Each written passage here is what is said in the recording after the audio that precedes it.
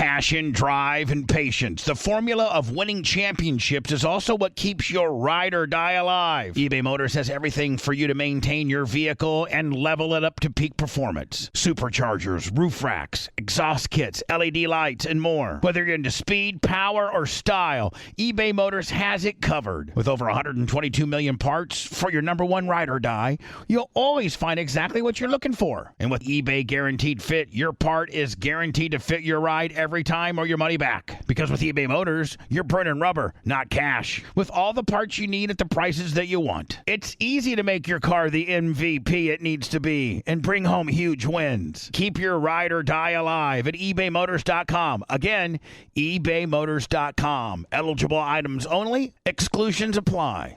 All right, welcome to Kush and Cantrell. We are in the Bubba, I don't know, what is this called? The Bubba Army Studio, Bubba Radio Network, Bubba the Love Sponge, and I am with Gary. We are not on Zoom today. Gary is living out his dreams and his fantasies, doing a show and a podcast in Bubba's studio. How are you feeling right now, Gary? It's been an emotional but exciting week, and sitting here in the studio now, this is just the craziest. This is like the icing on the top of the cake, pretty much. I know, and it's I'm only here because you mentioned like a few times, I think, about every podcast I think we've done together, you've mentioned like, hey, when I come into town, we could do this in person, and I've never seen the studio, and I was like, oh yeah, and then I was like, oh shit, I woke up at 8:30 today and knew that we had to do this at 9:30. I go, I better get to Tampa so I can help Gary live out his fantasy. You know, I'm glad that I can be part of it. Honestly, Gary, you know, I could have done that. We could have done this from home. You could have done this from Lum's house. I could have done this from my house, but I did want you to get the full experience of being in Tampa. You got to, you sat in with the guys this week in the bag. Yes. You did a bunch of stuff. You did all the Jake Paul. You were over there. I mean, it's been a full week for you. I mean, tell me how you were feeling before you came down, because you do part-time stuff for us. We've talked about it on the podcast. If this is people's first time listening, because maybe they just heard about Gary and now they're interested in him and they want to know more. Like, Gary had a full-time job, got let go. They gave him a nice severance package. He's been doing part-time stuff for us. I think maybe while you still had that job, I'm not sure, but either way, like you've done great. Bubba really noticed this week, so I think you accomplished everything that you set out to. So how are you feeling? Well, I'll tell you what, I was coming down here. I think I had told you this. I was probably really high when we were at Lummy's birthday party, and I think I had mentioned that I was... Gary, I was so concerned because you were... Gary, you were like, did I leave after I got done talking to you? Probably, yeah. You're like, I'm going to go outside for a minute. Famous last words. Yeah, that was it.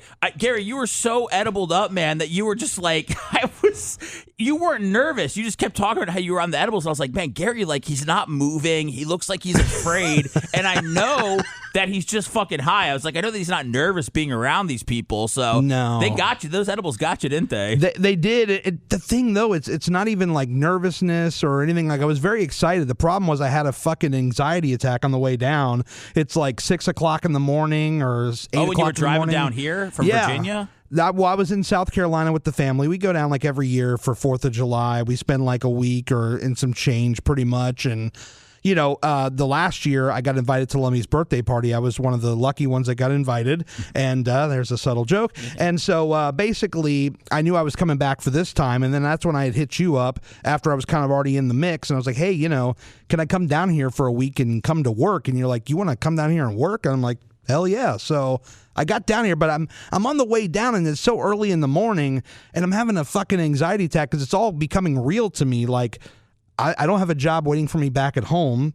I work here, but it's part-time, but I'm very happy. But I'm also like, I'm coming down here. Like, I'm going to come to the studio every day. I'm going to be at work. And I was like fucking bawling my eyes out on a 95 in Georgia coming down here like a pussy, man. It was crazy. Crying because I have anxiety attacks, but I don't cry. Not that there's anything wrong with that. Everybody's anxiety attacks are different. But what was the anxiety separate from the crying? I'm very fascinated with the mental state. Yeah, it was just kind of like, I think I hadn't really coped and processed the being laid off from the job yet. And It was all so fast. It was like, hey, this is the date that we're telling everybody on this date. And then after that, you're going to hang around for the next 2 months and you're going to help clean the place out. And then you're done. So I'm like, okay. And so, you're so focused, you're so busy doing all that you don't have time to process that, like, at the end of the month of June, I'm out of there. So, it hadn't really properly hit me. And then I'm in South Carolina, I'm having fun, and then I have to head down here. And because I guess this has been a dream to me. I've been listening to this show since 2007. It's like, I guess it finally hit me like, wow, not only do I already work here, but I'm coming down here for a week and I'm really going to be in the mix. So I think the emotions and the anxiety, they kind of like collaborated together and just really fucked me on the way down on the highway. Did you feel pressure this week? A little bit, because, it's kind of like the dynamic you always hear about. It's like, okay, Bubba's here and, he's got the things that he wants done, and, it's kind of like stay out of his way, speak kind of usually when spoken to. That's kind of like my idea of what it's supposed to be. Yeah. And, you stab in where you think you've got something, but don't waste his time. Don't bother him. And you're talking about off the air stuff. Like that. Yes. Yeah. And the way that Bubba runs the morning meetings, and I don't want to sit here and start telling people that we prep, because I know that there's people that are convinced that we just wing it every day. Sure. I'm not going to try to tell them that we all send a bunch of stuff and Bubba has everything planned out, and sometimes we might go down a road where it's unplanned and maybe it's not as exciting content as we thought it would be, but there's a show that's planned out, and we go over it at 5:30, and Bubba kind of goes around and asks everybody what they got. So, and that was what Bubba's like, hey Gary, what do you have? So that was kind of the speak when spoken to thing. It's not like I don't want to see like it's Bubba Hitler in here, but no, it's just like Bubba goes around and sees what everybody has, and you didn't go this week, you weren't like, oh no, I don't have anything. Yeah. And every time Bubba came to you, you had something. Yes, that was. I didn't want to be that guy. Like, no, I'm good. Everything's a fairy tale, and I'm just super like good to go. Like I was like, this is my chance to get some kind of time to offer something. I don't want to just waste the man's time. I have memories of meeting him back in 2010 at the TNA thing where, literally he's just meeting people. And the very first fucking thing that I asked him is, hey man, how do I get into radio? Now this guy had been dealing with hate all day from people because the Universal people, the TNA people fucked him. There was supposed to be like a meet and greet or whatever. And the first thing I ask when I get to talk to him, tell me how I get into radio. I really want to know how to get into radio. And so that's when I knew, like, I wasn't offering anything of value to him. I was just marking out and trying to do something for myself. So I'm obviously a little older now, a little more mature now, and I'm certainly not going to come at that angle with him. So tell me about everything this week, man. Tell me about, I don't know if there was any low points, but we don't need to focus on that. If no. There were. I like, if there's any sad stories or you're curled up crying in Lummy's house, like that's always good shit. But like you did. The Jake Paul thing was this week. I think that was good timing. You and Rhett, you guys went over there. God, I didn't know that when there's a fight in town that there's like 9 straight days of bullshit where there's weigh-ins, press conferences, everything's divided up, face-offs. Everything's divided up into it gets its own day. But that's what it's all about. So tell me, man, how and the big thing for you this week was asking that question to Jake Paul. Obviously, that played out well. Bubba loved it because you said you're from the Bubba Loves Bun show. Yep. And it caught a little steam online, and then we had Matt Riddle in. So, your question, brought all that stuff together, which was great. So, just tell me everything that went well for you this week. So, getting to sit in the back because I'm a tech guy, I'm a camera guy. That's kind of my main background is filmmaking, video, and a little bit of audio, but primarily video. So, getting to sit back there and kind of just see how everything works, see how they set everything up, and then being able to ask questions. Well, how come we don't do it like this? Or like, why do you do that? Or things like that. And not even just that, but just like the general camaraderie of like talking shop and things like that, like getting to hang out with Macho and watch. That guy's like a fucking machine, dude. Shout out to that guy and Rhett. And like, we're talking like YouTube stuff and it's like super cool. So that was really the high point to me. Now, the Jake Paul thing, that was not a guarantee. Now, Rhett had told me already because I didn't want to reach out like I'm from the show without permission, but he was like, hey, I emailed them. I never heard anything back. And I'm like, okay. And then I was like, fuck it. I'm here. I'm going to email them. Let's just see what happens. And then I get a response like a few hours later, fill out this form and come and see us. And I was like, okay, so I'm in. But at that point, dude, I'm just thinking like, all right, I'm going to go to a couple things, take a few pictures. We got the Instagram bonus running right now. And so I'm like, hey, let's try to get some content. I had no idea that it was going to turn into what it turned into. Which was you asking a question? Yes, because I was just thinking like, hey, we're just gonna roll footage, post some of the video, post some photos, some stills, because he had a really better lens as far as like reaching further out, like close-ups. But we had this idea. We're like, hey, should we go up and ask him a question? And then it was like, well, what question should we ask him? And then I remembered that we had Matt Riddle on the show. This was probably like earlier this year, I think, or whatever it was. And I was just like, I'm going to ask him about Matt fucking Riddle. Why not? Let's just see what happens. How long was because I saw, what's his name? Ariel Helwani, and he posted a clip yesterday of some fucking jobber that went up and asked an idiotic question, and he shut it down, and he goes, we're not doing any of that bullshit, while I'm moderating or hosting these press conferences. So what was the process like to, get behind him like and ask him a question? So they had this like aisleway that was like center stage. They had a microphone on a stand, and basically they just had reporters line up. There was they didn't want to know what you were asking. Are you using reporters loosely when you say that? Yes, okay. You could say that, yeah. It's just like a bunch of fucking idiots with cell phones. I mean, let's just be honest. I mean, that's what half of it is. And, we're not, I mean, I know that we could be considered a, media outlet and, we have a little bit of reach, but I mean, the kid that fucking asked the stupid ass question has no influence, has no followers at all, and just found out and thought he would go get his viral moment, but it got shot down. Exactly. No, they don't vet any of the questions. The only thing they told me when I got in line was just make sure before you ask your question, all we ask, tell me who you are and what outlet you work for. And I'm like, oh, fuck. I was already planning on doing that because I knew my boss man was going to be waiting to hear that. And that's so they can come find you afterwards when you fuck around with them. That's why they exactly want to know who you are and where you come from. Exactly. So it's not some mystery where they have to go, ban you from next time. Yeah. Exactly. And so I got in there, I let the question roll out, and it was so brilliant because he says, I don't know that guy. And I'm like, fuck, we got him. Perfect answer, because now we have an angle to run with. You know what I mean? So that was your. I was gonna say it seemed awkward, but I thought the way that Ariel kind of followed it up and everything, and I think you had kind of like a follow up. Yeah. Something like I thought that it all played out really well. And I mean, Jake Paul, if we're being honest, he's got people. Everybody wants to fight Jake Paul. He's dealing with this stuff all the time, so I'm sure he has his stock answers. And can I just say this real quick? Because I don't want to. We're vibing right now, but I want to drop something that has not been heard on the show, and we didn't get to it yesterday. But I actually got to spend a little bit of time with Ariel after that. How did that go? That went very well.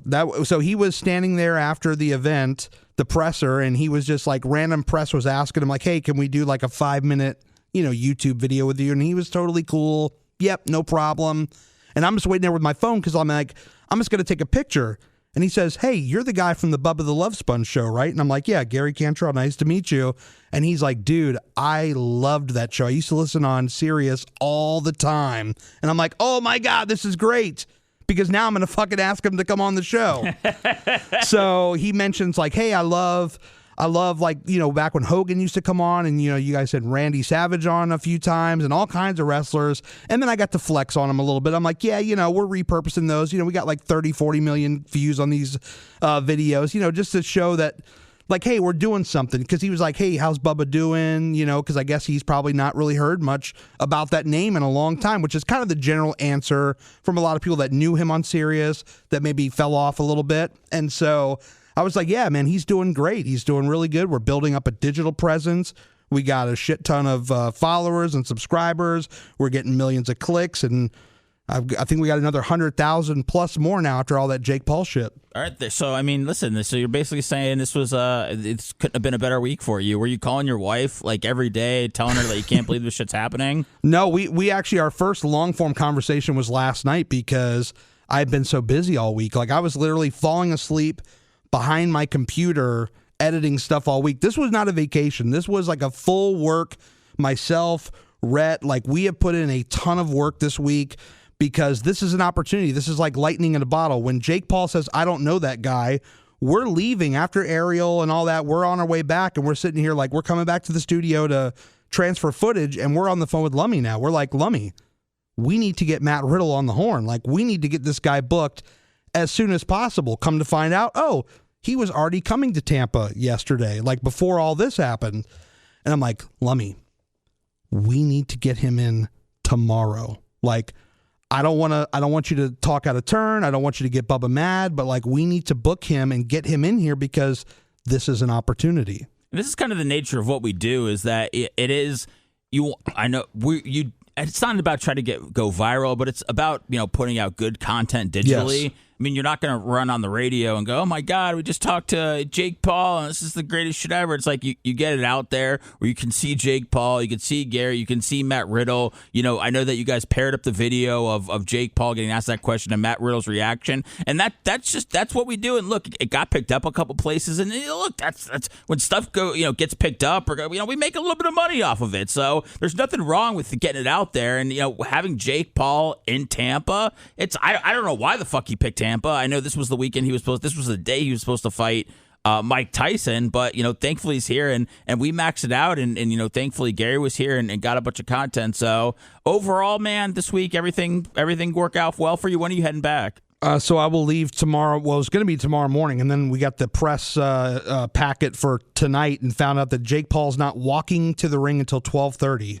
What the hell? Yeah, 12:30. Like, I thought arenas had curfews at like 11. I mean, dude, you've been around radio, you've been around concerts for 20 plus years. Yeah. Has it not always been stock that arenas and stadiums have like a curfew at like 11? Yeah, there's normally an outdoor noise ordinance that I believe in Tampa or whatever is 11. Right. The thing is that for stadiums, arenas, and shit, I would say the venue probably gives you like a time that you need to be done for musicians and shit. I don't know. Boxing, I've never understood why they have the matches so late. I also didn't think that being on the East Coast, what's the East Coast going to be like at 1 o'clock in the morning when Jake Paul's fighting? Like, it's going to be death. I mean, what's the audience going to be like tonight? I mean, there's no way. How are people have energy to cheer for shit or anything at that time? I mean, I know that I'm older, and I know we wake up a little bit early for this job, but I just can't even comprehend something starting at midnight 30. The issue is that in combat sports, speaking UFC, boxing, bare knuckle fighting,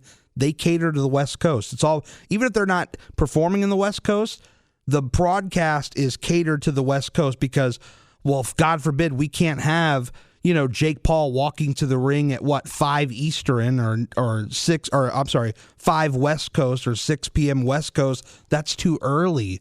We got to push it back a little bit for the West Coasters. How is that? Because they play football, and they play football at 10 o'clock in the morning on the West Coast and all that shit. And they hate it. Well, to be honest with you, when I was getting ready to move to LA, they were like, how great is this that we get football at 10 o'clock in the morning? And I was like, that actually does sound pretty fucking cool to not have to wait till 1 o'clock for football. But that's what I'm asking. Like, yeah. where does that all come from? So I honestly don't know. I mean, I know when I was out in Vegas the weekend of the Mayweather and McGregor. I didn't get to go, but we went to one of those closed viewings or whatever. And I thought how cool it was that this fucking thing was going to end at 8 or 9 o'clock, and we just go out on the strip and party all night. Same thing.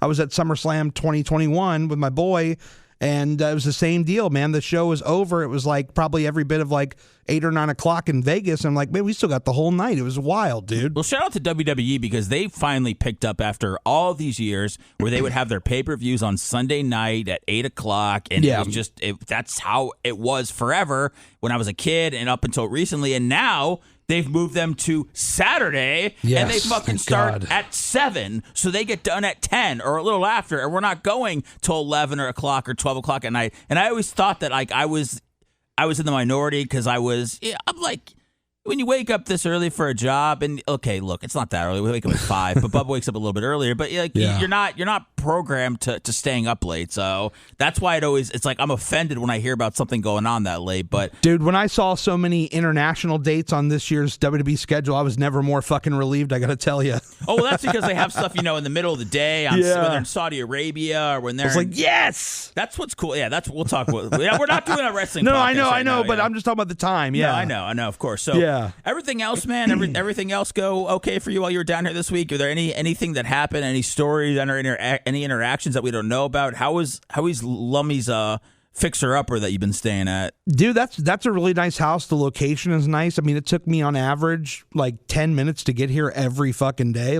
Even going, even going back, same deal. I'm just so used to Virginia traffic, which is just a nightmare. If anybody's ever driven from Northern Virginia into DC, Maryland, you already know, but it's a fucking nightmare, dude. So This house is really nice. It's going to be really good once it's done. The only issue that I ran into was that there's like no actual bed in there. So I'm on an air mattress and I'm fucking fat. So the thing's like deflating every day. And I wake up and I'm practically laying on the floor. But that's on me. It's not on him. He's like, hey, I just bought I got you an air mattress. He bought the air mattress. No, he bought him. He had him already. And it's just my fault that I'm fucking fat and just like deflating the thing every night. Can I tell you, man, the term air mattress is offends me because you're sleeping on a raft. It's pretty much like, I mean, if they just go, hey, the first time I heard air mattress, I was like, oh, fucking cool. And then I see my wife's blowing up a fucking raft. And you're just like, it's not.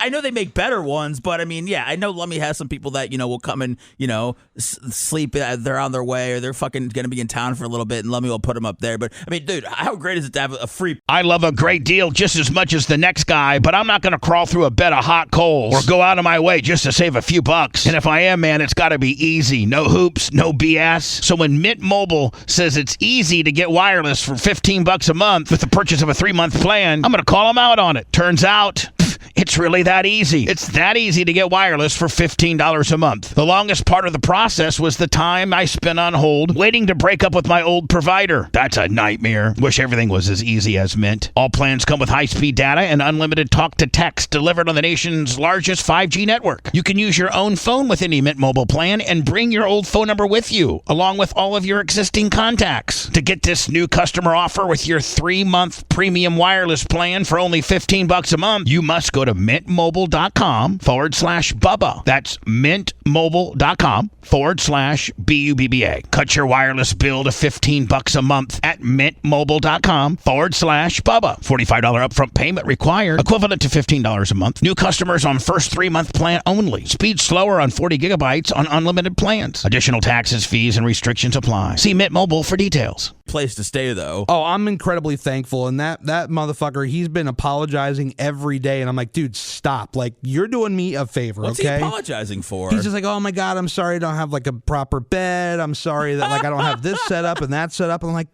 like internet. That was probably one of the biggest struggles because I do have hotspot. I have plenty of data on it. But, like, the area there, it's not the fastest speed. And so, like, that's been a challenge. Did you kind of go to like a Starbucks and post up and work, or that's not your style? No. I mean, I would, but there's just time where I just want to sit there in my underwear at the makeshift kitchen table and just work from there, and then just let it upload all night while I sleep. Tell me what happened. You, I think I hit you up after Lummy's birthday party because I got out of there pretty quickly. That was the night that President Trump was shot at. Yeah. You said you were out till 2 or 3 in the morning. What the fuck? Who were you with, and what did you do in Ybor till 2 or 3 in the morning? We were just at the same. We were same bar. We were at the same bar. Mushroom the monkey Mitch. bar. Was it the monkey? We could tell people now we weren't actually at the castle. So. Yeah, the bad monkey, right? Bad monkey, I think so. Mushroom Mitch and I went across the street and got like a couple of large cheese pies and brought them back to like Ashley and Lummy, and we're handing them out. That's fucking cool. Well, he paid for them. I didn't pay for them. I know. Yeah, no, Mitch is a good dude. I've gotten to. I'm a poor boy.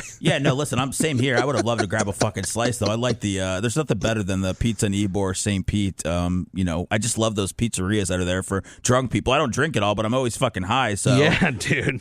Pizza always comes in handy. So what? So you brought back pizza with mushroom. I love Mitch, by the way. Mitch is somebody I think I met at Barp, and like I've DM'd with him, and I've gotten to know him a little bit better. And now I see Mitch, and I'm like, geez, this guy's fucking jacked. I don't know. He's been lifting weights and stuff. He's got such a wide, manly back. So you and Mitch went and got pizza for everybody, and then what? You just stayed at the bar till 2 in the morning? That's like 8 hours in one bar. Yeah, and I didn't even drink. I'm sitting there like going to the bar every 5 minutes, pounding back water because I'm dehydrated.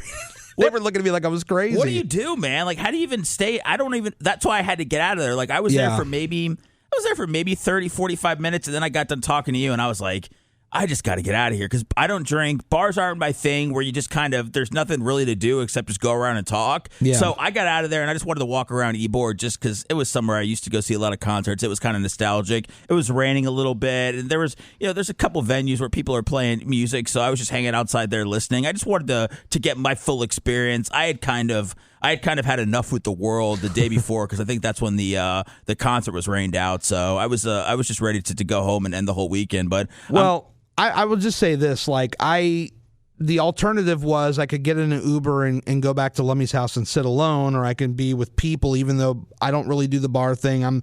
I have terrible skills when it comes to like talking to people. Like I want to be there. Like in my mind, I want to be there. I want to talk to people. I want to be outgoing. But then like the mental part of it sets in. Like, what if I talk too much? What if I'm annoying somebody? What if I'm just, whatever? And so I tend to like be a little bit more reserved. So, but I was like, hey, I have an opportunity to stay here. So, Lummy, he's got the jukebox on his phone that goes to the jukebox in the bar. And he's like, give me a couple songs. What do you want to hear? So we're playing music. We're dancing around. We're singing. They let me control the music? Well, no, anybody can because really? you pay for it. You pay for it. Oh, okay. It's like Touch Tunes, I think, is what it's called. I see. I don't even know, Gary. I'm not out there in the streets, man. Me neither. I'm a medicinal marijuana guy, and Yeah. I got no issue with drinking at all. I just don't do it, so I don't know what's going on at the bars. I haven't been high all week, believe it or not. Not since Lemmy's party, and it's not even by necessarily a choice. I think just because I've been so busy, like I just forgot to take any. Dude, do you have some? I mean, I have very little left.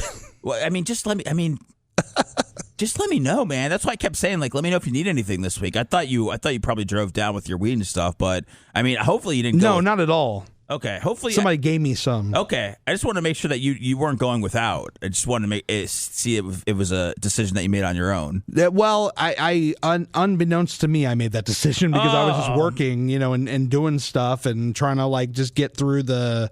Just get through the day-to-day stuff. And I love all this because I'm not used to it. I mean, I've been up late every single night this week, like up till like, I don't know, 11, 12. I used to go to bed at like 8 o'clock at night to get up and drive an hour and a half to a place. How are you not getting? I mean, how did you not get high this week, man? Like when I go to a new place, and if I was in Lummy's place, which sounds like I've never seen it, but it sounds like it's under construction and all that, and I'm like, man, I'm gonna go home. I'm gonna go home after I worked here. I'm gonna go work on my shit. I'm gonna get fucking high. Right. Just change my mindset. Just enjoy, that I'm working with Bubba, and it's something I've always wanted to do, and just to get a different perspective. Sure. But I guess maybe I'm just an addict or something. So No, because I always get high like every single day. I think it was just the fact that like I would get in, I would sit down, open the computer, transfer the files from the SD card to the computer, not to get too nerdy, but like I would just get so deep into it that I didn't want to get up and stop. And there were some nights where I didn't even leave the house until like almost 8 or 9 o'clock to go out and get something to eat because I was so dialed in. Did you hit anything local or Yeah, Santoro's. That's like not too far from Lummy's house. Over there by not too far from Armature Works, and they make some amazing chicken parmesan subs and mozzarella sticks. Oh, there you go. Okay, so did you do like a Google review, or let me tell you where the hot spots were? No, I usually just look. I like to look like I basically all I eat is chicken right now, dude. I'm on this like no red meat for the entire year challenge for myself. Oh wow, I've done I got off red meat just because there's a bad heart issues in my family. So yeah, I get gout. Oh, what is gout? What's gout? It's like crystals in your joints. So just try to imagine that, like, if you're trying to bend your leg, somebody's stabbing you to death with a butcher knife. Holy hell, man! It's brutal. So wait, so how do you get gout? So basically, if you're doing like a lot of red meat and drinking alcohol, those are kind of like the main things. Fish is another contributor to it. And so I've just been eating nothing but chicken, and I haven't, knock on wood or whatever, I haven't. Is this the longest you've gone without having gout? Yes, I had. And the only reason I'm doing this, by the way, is because it used to be once a year I'd have a gout attack. Okay. Last fall, I had 6 in a fucking row. Oh. And 6 over the span of what? Over like a month and a half. Oh my God, dude! And do you go to the doctor each time? Do you have medicine at home? Yeah, they give you this. They give you these pills, and like within 2 hours, it just disappears. Okay, so that's good. I mean, are they pain pills or are they something else? They like knock the crystals out of your joints or what? Yeah. It's they're trying to like bump down the uric acid levels, and then there's like the inflammatory or whatever, or deflam or whatever the fuck that's called, that like makes the inflammation go down. And then you're good. Anti-inflammatory. There you go. Okay, yeah, right. I'm not a doctor. No, but... I was like, I know I've heard this before. It popped up. So yeah. Basically, you do all that, and so the other thing too is alcohol. And I used to be more of a heavy drinker, and then I'm just like, weed is way better. You just take a few bites of an edible, or you smoke your vape, and then you're done for like the night. Or you could sit there and piss all night. Like that's no fun. Come on. Did the doctor tell you to cut back on like the red meat and drinking, or did you do that on your own? They've been telling me that for 15 years. Oh, okay. And what did you like drinking and red meat too much, or you just weren't you didn't mind the gout? until you got older. Dude, I used to go, like I said, I used to only get it like once a year. So, I would be eating like cheeseburgers and steak and cheeses every fucking day. I mean, I just love that stuff. That's how I got to be, like 350, 360 pounds. So. Oh, well, listen, Gary, you're sexy, okay? This is well, thank you. I appreciate that. It's all about how you wear it. Listen, it's all, and you're working out, man. Like, it's to me, it's not so much how you look. It's about how you feel. And I know it means a lot to people, obviously, how they look. But I when I look at myself, I'm not entirely happy. Me neither.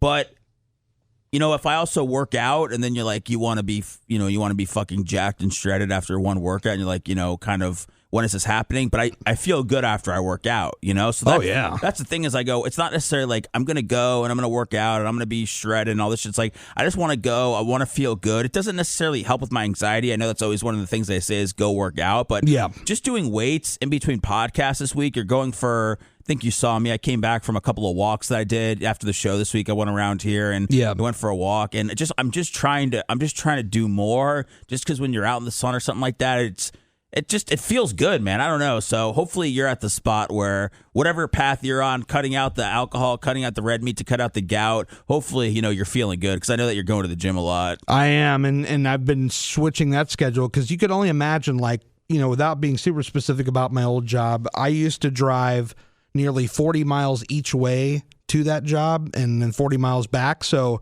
trying to go and work out after I worked all day, stressed out, and then I have to drive all the way home, not fun. So, now what I like about it is I like to do everything early in the morning. So, we have the show. It's from 6 to 10. I get up about 15 minutes before 6, log on to everything, get set up, and then like around usually 8:30, maybe 9, I start going to the gym now, because it's like early. I feel good. I feel energized. And then by that time when I'm done, I have enough time to get home, download the show, and then start figuring out what kind of content I'm going to make from it. Yeah, no, man, I'm with you. Working out. When I was doing mornings back in the day, and this was when I was waking up at 3 o'clock in the morning. I was the producer, so I was going in there. I fucking went for a bike ride before I went into the show. So I'm riding around my bike in downtown St. Pete at 3 o'clock in the morning in the pitch black, and because I was just going, I don't have the energy. I was dedicated at the time. I was like, I just don't have the energy afterwards to go to do this. So I'm just going to go ahead and ride my bike around at 3 o'clock like a fucking maniac. So makes sense. Do you know about Virginia Beach's like rich music history at all, or are you unfamiliar with it? About what is it, the music? I heard beach and music. I'm sorry. No, Virginia Beach. Like, I don't know. Virginia Beach specifically. I got you. I hate that place. You hate that place. I love Ocean City. Okay, I'm just asking because some of my favorite musicians are from Virginia. I don't know if it's from Virginia Beach. Well, you got Missy Elliott's from there. Okay. Pharrell Williams, The Clips, Pusha T and Malice, Timbaland, I believe. I think maybe, I don't know. Maybe I'm speaking out of turn. I thought Timbaland might have been from there. So there's a lot of Dave Grohl. Is Dave Grohl from there? Dude, he grew up in Springfield, Virginia, which is about 15 minutes from where I used to live in Virginia. Does he ever come back at all? Or no? Oh yeah, all the time. Does he? Yeah. Yeah, he actually opened a nightclub, not a nightclub, a music venue called the Anthem down there at the Wharf in D.C. Oh, okay. I was going to say, putting it in Virginia is interesting. What is the deal with D.C. and Virginia and Maryland? What are they all fucking like within 10 minutes of each other? I don't know how that whole area works. Well, if there was no traffic on the road, what you just said would be accurate. What, but really? Is that true? Okay. You have the Beltway, which drives around from Virginia. It goes Virginia and Maryland, and in the middle is D.C. So you get off the Beltway, you go into D.C., and it's just there's so many people in D.C., in Maryland, in Virginia. Like in Virginia, we have to pay personal property tax. So there's a lot of people that live in Virginia, but they have Maryland plates to skirt the taxes, and so that's always fun.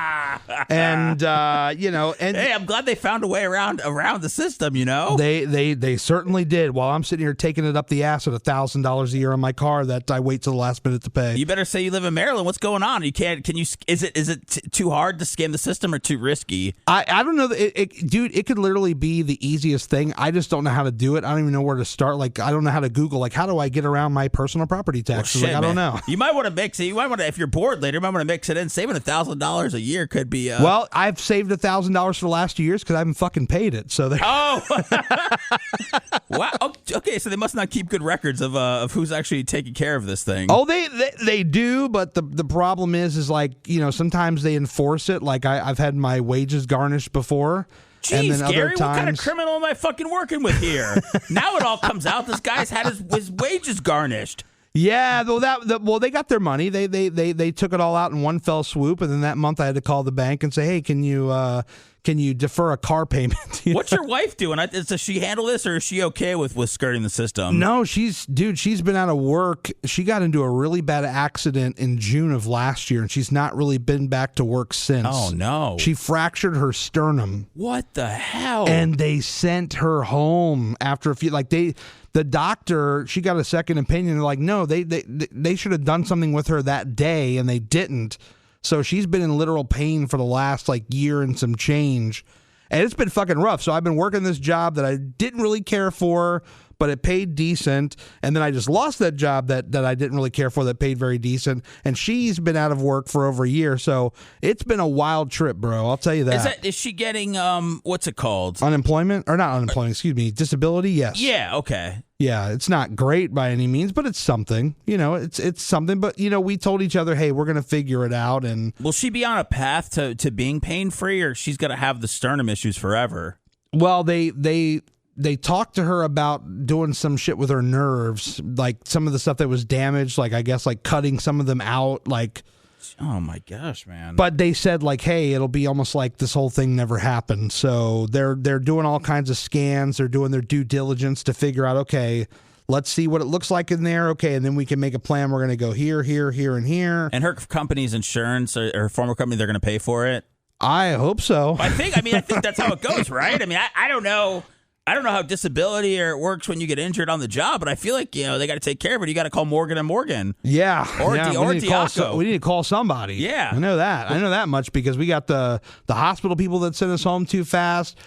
She had some kind of caper about the way the street signs were laid out because she whacked into this person, and apparently there's a lot of accidents at that intersection. Wow. There's a lot of things at play here, Seth, but we don't even know where to begin with when it comes to these things. Well, I hope she's okay. I think Babyface might handle. I think he might specialize in some of that stuff, to be honest with you. So right. If there are any issues, feel free to bother him. And I'm only saying that because I don't know where he is or what he's doing, because he didn't show up. I don't say he didn't show up on Thursday. I didn't know he wasn't coming in. I just thought he was coming in, and then at 5:57, Bubba said he's not coming in. So I got to give him a shout out. He probably doesn't listen to this, but I got to give him a shout out. He listens to the podcast. Okay, very good. We had a nice conversation at Lummy's party. He said a lot of very nice things. What did he say? Well, I mean, he was just saying what did he say? He was complimentary of my work. I'll leave it at that. Well, I mean, okay, well. Yeah, he was very complimentary of my work, and I was very complimentary of his work because I know, he comes in here, he ruffles a little bit of feathers, but there's some brilliance in that. You come in here, you ruffle a little feathers. Do I? I don't even. No, I mean, just on the air, you say shit, and I feel like he ruffles way more than I do. Yeah, I would agree with that. Even just thought, but he's just being one time a week too. Yeah, he's got to get it all out on one day a week. But I'll be 1,000% honest. When I first started with Bubba the first time around, and I was 2020, I don't fucking know, something like that. And I don't. Babyface was in here, I believe, more than one time a week. I just know Babyface. I sat where Lummy sits now, and Babyface would always zing Bubba, and that kind of just gave me the confidence to be myself and to start doing it and to see that it was okay. Sure. So I learned, I got very comfortable just watching Babyface my first couple of times that I was in here. So I appreciate him because, if I didn't see people cutting on Bubba or anything, I don't know if I would have fully been able to, be myself and to be able to disagree with him and, make things uncomfortable and say things about Hulk Hogan's mustache that might bring the show to a screeching halt. But I don't have any fear. I don't have any fear of anything because that's how I've always operated. And, I've seen Bubba get some of the worst digs in on him, whether it's, shit about his son, not from me, but from Babyface. So Babyface always makes me feel safe because I know that he's always got something in his pocket that's probably 10 times worse than what I got. Yeah, I would say this is people, they listen on the air, they have their interpretation of what they may think of you or anybody else that's on the air, but it's once you meet the person off the air, it's I don't want to say it's completely different because there is still some of that charm that you hear on the air, but it's you think Babyface, he's a zinger, he throws a lot of heat and stuff like that, but then you meet him at a party and he's a really fucking nice guy. So oh yeah, dude, Babyface is the man. He's a very, very good person. He's done some great things for my family. I'd say that we're probably friends. Are we going to go hang out? I don't know. We like opening up baseball cards together and all that. You got to make a food review next week, right? Oh, my God. I'm trying to get out of that so bad, man. I don't want to. I mean, I don't even. I'm just. I will do videos. I have no issue doing videos. Sure. But I just feel like I'm just in a podcast mode. I got your buddy, what's his name, Ford? I got your buddy that's Oh, hey, see, now you opened that door. I didn't even open that door. I wasn't even going to name drop him. Well, I mean, he sent me He wants so bad in, I know. Seth. Well, I gotta listen, and I appreciate people that want to be a part of this network. I really do, and he is being, he is unrelenting, and I appreciate that. I heard one of his podcasts a couple months ago when we first started talking about. Be honest. I'll tell him to listen to this right now. Be honest. Be honest about the first one. About whatever you heard. It was good, sucks, middle of the road. Like let's bring the heat here. What's the real deal? I heard him set up an interview with Mancow, okay. I believe. So I don't think I heard the Mancow interview. It's Gary. I can't even tell. I couldn't tell you.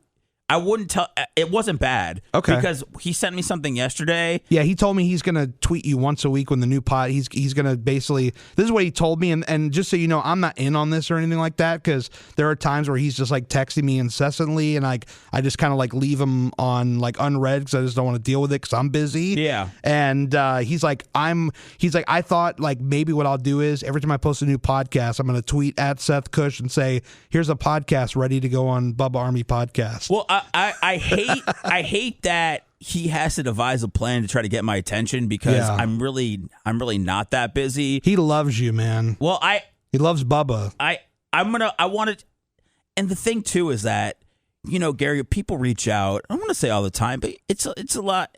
It's something that we get, and it's, hey, here's my podcast. I'd love to be on it. It's the fucking worst thing in the world, and I get it. You want to be on the network, and you get some exposure and all that, and I love people that want to better themselves and put their stuff out there, but it's also like, when they would do record contracts back in the day, like, I can't give a record deal to everybody. I can't there's only so many people that I can have on the roster. He'll work for free. I know, it's not even that. You have to work. Doing a podcast is working for free. Yeah. Like that just goes with it. But Tig's Bits, like, they like it. They're getting thousands of downloads. I don't know what they were doing before, but they're happy with where they're at now. And then you get a chance to get more listeners. You can sell your merch. You can do your own thing. Like you turn the exposure into whatever you want monetarily. Sure. But I don't like that. I'm not around for people that.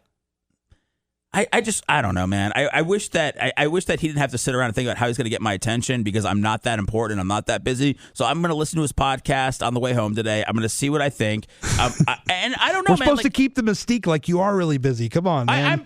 There are days when I'm busy. Like stop being so real, damn it. There's days. There are days when I'm busy. There's days when I go, I fucking forgot to write back a text message or I forgot to send this. And I never used to be that person. I always like knew exactly what was going on. And sometimes I just get fucking distracted by shit or whatever, but I'm not doing shit 24 hours a day. Like, there are times where I'm just staring at a fucking ceiling in my room, or there's times where I'm just sitting in my car staring off into the distance, like, or there's times where I'm just walking around my neyborhood, like, getting some fresh air. Like, I'm not always busy, but I for anybody that's trying to make it, like, I at least want to be there to give them some feedback or direction. So I'm going to listen to your buddy Ford's podcast and see what I think. And he does have a dope voice. Don't lie. I don't remember his voice, man. Oh, it's really good. And I'm not. And the thing about voices is I'm not a voice guy. Okay, fair. Because I never had a good voice, and people always thought when I first got into radio, there was talks from the higher ups about whether I should or shouldn't even be on the radio because of my voice, and I never thought. To me, voices don't matter. Like Shannon Burke, sounds like the Lord, but.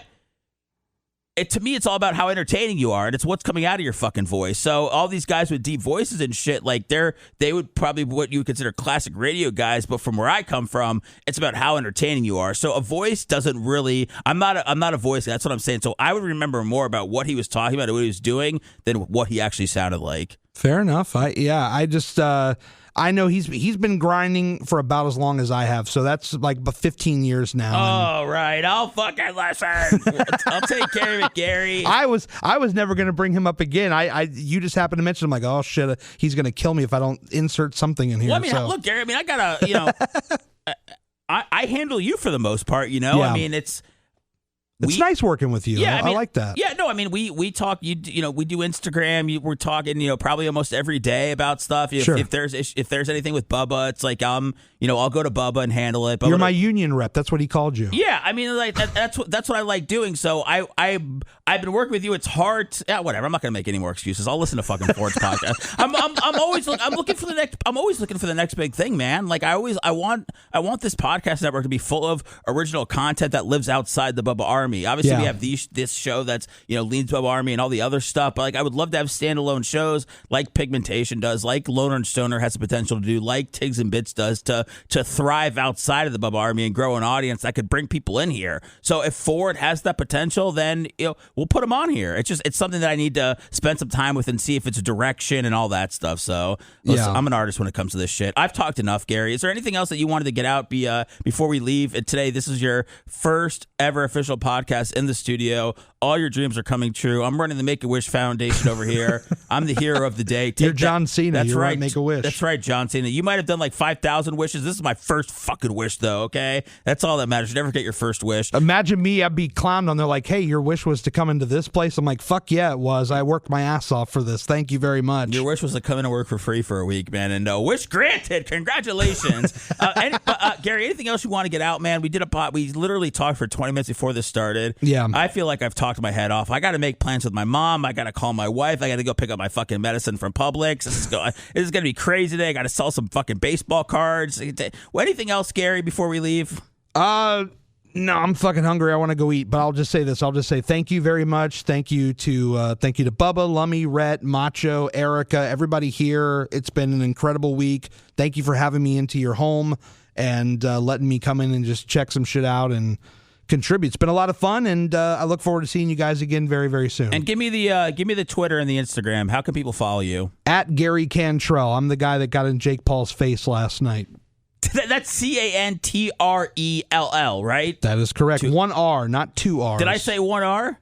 You didn't even say the first name. Like, you didn't spell it. You just spelled the last name. Oh, people spell Gary with two R's? Some people do. Like, weird people do, yeah. Oh, I was going to say, well, I just spelled with a fucking I at the end. I've never seen a 2R Gary in my life. That would be very, but I mean, I guess now. Gary Shandling. But, oh, wow, that's a blast from the past. But I'm also now thinking Gary could be Gary. So maybe. That is true. Yeah, all right, we'll stop right there. We don't need to sit here and fucking dissect your first name. It's a great name. Gary Cantrell, thank you very much, man. Drive safely back. Hope you don't get gout. Hope your wife's okay, man. And let me know if you need anything. Sounds good. I'll see you at Barb. Oh, I forgot to ask you. Did you get one of Riddle's joints at all? No. You didn't? No. Okay, I did. It's at home, so I won't be able to give it to you until the next time I see you, but I'll hold it, okay? I'll hold it until Barb 6 months from now, all right? Perfect. Yeah, I'm sure you'll remember that. Thank you. You got it. Thank you. That was fun.